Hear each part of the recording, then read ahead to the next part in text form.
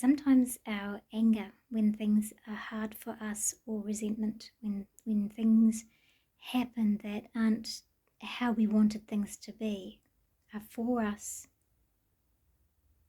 not to us, these events.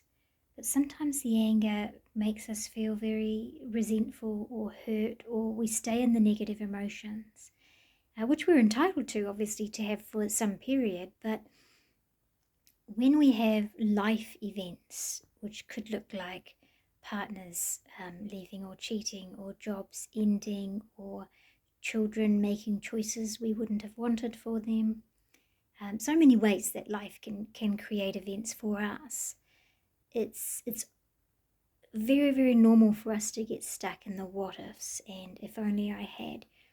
But please be aware that really you're blaming yourself for choices other people have made, and treating yourself as if there was something wrong with you, or less, or that you should have been perfect. And we're not built to be perfect, to have perfection rather. We're built to be emotional. We're built to feel and to respond and to engage with people. But the bit we often miss is checking and communicating. Like, what are we thinking and feeling in this moment, in this relationship or job? What would I change? What would I like to communicate about that? And when we're not doing that, we get to a bottleneck in our life, or it feels like we're kind of running into brick walls because we've had opportunities to take the easy route energetically, to do it the easy way and make change, but we stayed in a pattern that wasn't healthy. And so now we've been given an opportunity to have to change. And these events, which is why I say they're for us and not at us, these events are designed to move us forward, to get us into relationships, jobs, spaces, homes, lives, which will fulfill our journeys, our learning, but will bring us happiness. So sometimes we will spend a lot of energy being angry and sad and resentful about changes.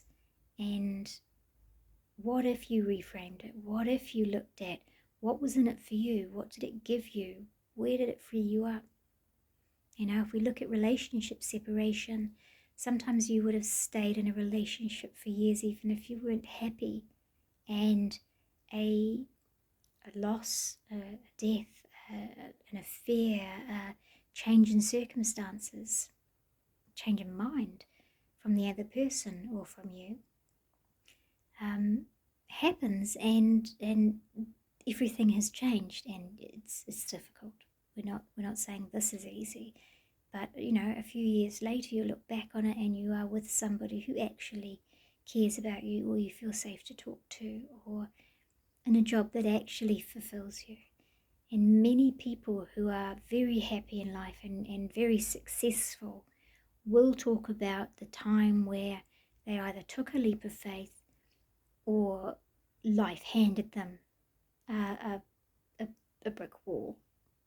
And from that, their joy, their happiness, their success, their confidence grew.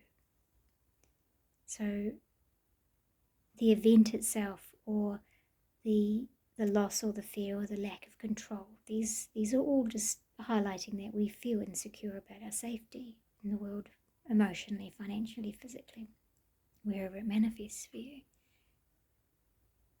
But it is much easier to move forward and celebrate the freedom or the learning when you're on the other side of it, obviously, when you know your reframe and you can see that they, your guides and ancestors, helped you leave a pattern, situation or place that did not serve you, because you would not have left.